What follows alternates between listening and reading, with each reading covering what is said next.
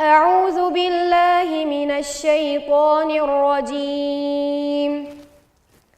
بسم الله الرحمن الرحيم. يسبح لله ما في السماوات وما في الأرض الملك القدوس العزيز الحكيم. هو الذي بعث في الأميين رسولا منهم يتلو عليهم آياته ويزكيهم ويعلمهم الكتاب والحكمة وإن كانوا من قبل لفي ضلال مبين. وآخرين منهم لما يلحقوا بهم وهو العزيز الحكيم.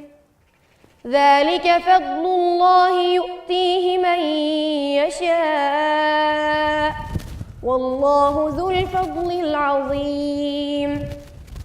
مثل الذين حملوا التوراة ثم لم يحملوها كمثل الحمار يحمل أسفارا بئس مثل القوم الذين كذبوا بآيات الله والله لا يهدي القوم الظالمين.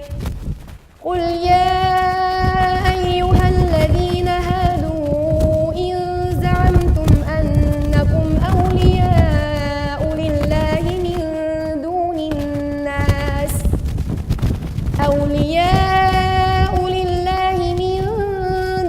الناس فتمنوا الموت إن كنتم صادقين ولا يتمنونه أبدا بما قدمت أيديهم والله عليم بالظالمين. قل إن الموت الذي تفرون منه فإنه ملاقيكم ثم تردون إلى عالم الغيب والشهادة فينبئكم بما كنتم تعملون. يا أيها الذين آمنوا إذا نودي للصلاة من يوم الجمعة فاسعوا إلى ذكر الله وذروا البيع ذلكم خير لكم إن كنتم تعلمون.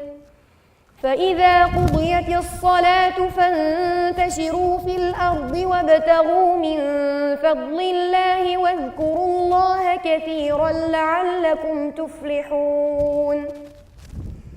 وإذا رأوا تجارة أو لهوا انفضوا إليها وتركوك قائما قل ما عند الله خير من اللهو ومن التجارة والله خير الرازقين.